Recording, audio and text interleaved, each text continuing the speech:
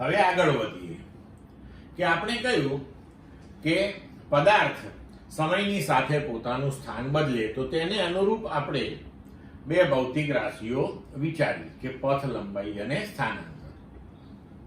પણ પદાર્થની ગતિનો જ્યારે આપણે વિચાર કરીએ ત્યારે એ કેટલા સમયગાળાની અંદર સ્થાનમાં ફેરફાર કરી રહ્યો છે એ પણ ખૂબ અગત્યની વસ્તુ છે, બરોબર. તો તેના માટે હવે આપણે સરેરાશ વેગ અને સરેરાશ ઝડપ એ બે રાશિઓનો વિચાર કરવો પડશે.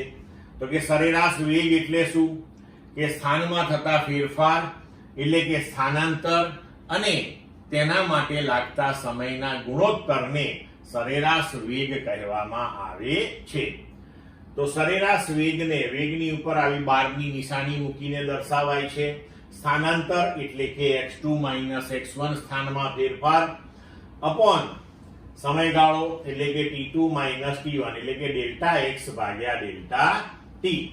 તો અહીં આપણે જોઈ શકીએ કે સરેરાશ વેગનો એકમ મીટર પ્રતિ સેકન્ડ થશે.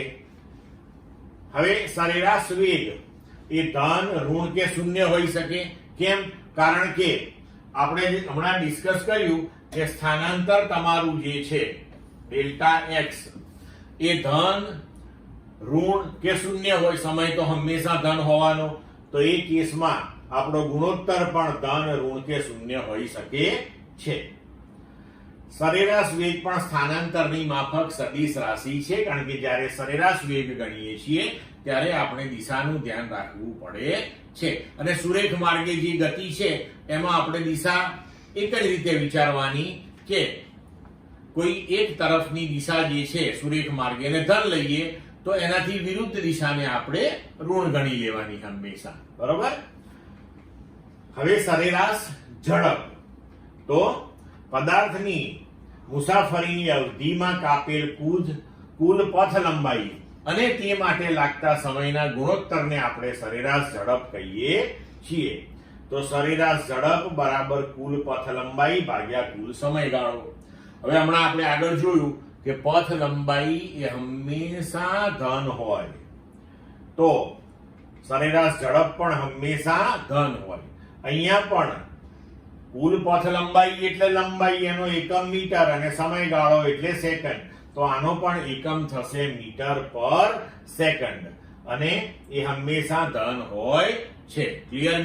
ચલો હવે જોઈએ આપણે સ્થાન વિરુદ્ધ સમયના જે આલેખો છે તેના પરથી આપણને સરેરાશ વેગ વિશેની માહિતી કેવી રીતે મળે. તો માનો કે સ્થાન વિરુદ્ધ સમયના આલેખો આપણને આ પ્રકારે મળેલા છે. હવે સરેરાશ વેગ આપણે જોયું કે એ સ્થાનાંતર અને સમયનો ગુણોત્તર છે.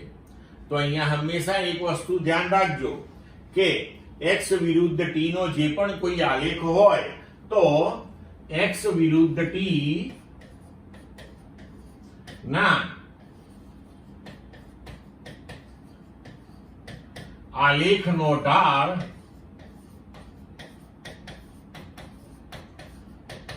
સરેરાશ વેગ આપે છે. એટલે જો અહીં આપણે ધારો કે કોઈ બે જુદા જુદા સમય t1 અને t2 માટે ના સ્થાન નક્કી કરીએ તો આ t1 સમય, આ t2 સમય. તો t1 સમયનું સ્થાન x1 અને t2 સમયનું સ્થાન x2.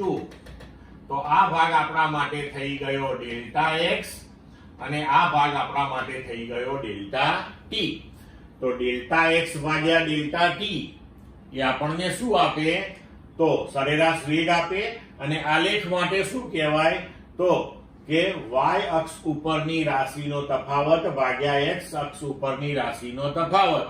તો એ આપે આલેખનો ઢાળ.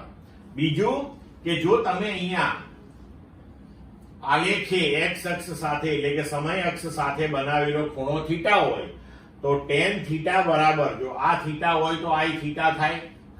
તો tan થીટા બરાબર સામેની બાજુ ભાગ્યા પાસેની બાજુ. તો tan થીટા તમને ઢાળ આપે. તો x વિરુદ્ધ t ના આલેખ માટે tan થીટા તમે શોધો તો એ પણ તમને સરેરાશ વેગ આપે. હવે અહીં તમે જુઓ કે તમારો આલેખનો ઢાળ જે છે એ ધન આવશે કારણ કે x2 એ x1 કરતા મોટો છે. તો આકૃતિ એમાં સમયની સાથે પદાર્થનું સ્થાન વધે છે એટલે અંતિમ સ્થાન માઈનસ પ્રારંભિક સ્થાન ધન આવે તો સરેરાશ વેગ હંમેશા ધન આવે. હવે ધારો કે તમે બીજો ગ્રાફ જુઓ તો એની અંદર તમે અહીંયા એક t1 સમય લઈ લો, એને અનુરૂપ આપણે ગ્રાફ ઉપર સ્થાન x1 લઈએ, આ t2 સમય લઈએ તો એને અનુરૂપ સ્થાન x2 લઈએ તો અહીંયા સમયની સાથે સ્થાન ઘટતું જાય છે એટલે કે અંતિમ સ્થાન માઈનસ પ્રારંભિક કરીશું તો ઋણ આવશે એટલે કે આ આલેખનો ઢાળ આપણને ઋણ મળશે. બરોબર? તો આકૃતિ બી માં સમય સાથે પદાર્થનું સ્થાન ઘટતું જાય છે તેથી સરેરાશ વેગ ઋણ મળે છે. ત્રીજો આલેખ જુઓ, તેમાં સમયની સાથે સ્થાન બદલાતું જ નથી. સ્થાન બદલાતું નથી મતલબ કે પદાર્થ ગતિમાં નથી. તેનો મતલબ એ થયો કે પદાર્થ સ્થિર છે અને તેનો સરેરાશ વેગ કેવો છે? શૂન્ય છે. ક્લિયર મિત્રો?